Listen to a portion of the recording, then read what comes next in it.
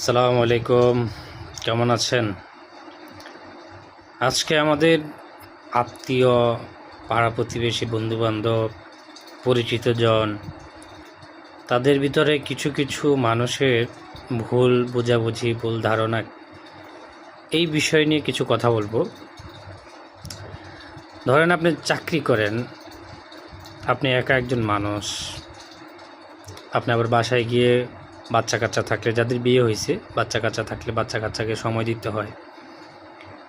আবার বাহিরেও টুকটাক কাজ থাকে, অফিসের কাজ থাকে, যারা ব্যবসা করে ব্যবসা নিয়ে ব্যস্ত থাকে।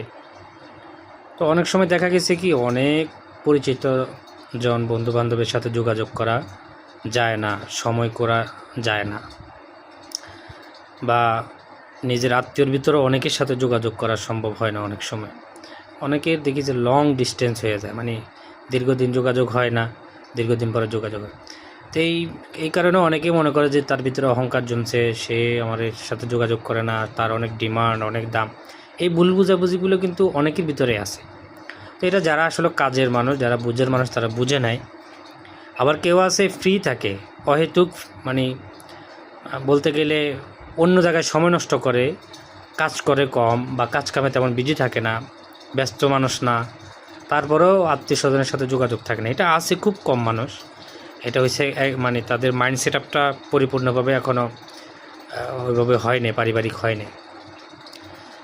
অনেক আত্মীয় স্বজনের ভিতরে অনেকে আছে ইচ্ছা করে হয়তো যোগাযোগ রাখে না কারোর সাথে। কারণ কি, কিছু কিছু লোকজন আছে যোগাযোগ রাখলে শুধু টাকা পয়সা চায়, সহযোগিতা চায়, এর জন্য অনেক মানুষ আছে যোগাযোগ রাখে না।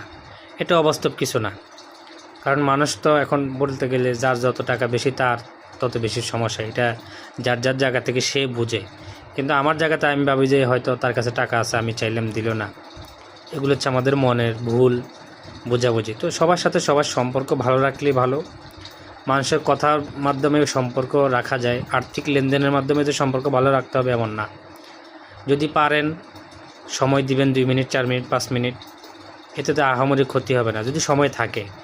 কারণ সবারই পরিবার, যারা পরিবার আছে তারা একটু সব পরিবারকে সময় দিতে হয়। তো ভালো থাকবেন, সবাই দোয়া রাখবেন, সবার সাথে সবার যোগাযোগটা যদি সম্ভব হয় রাখবেন।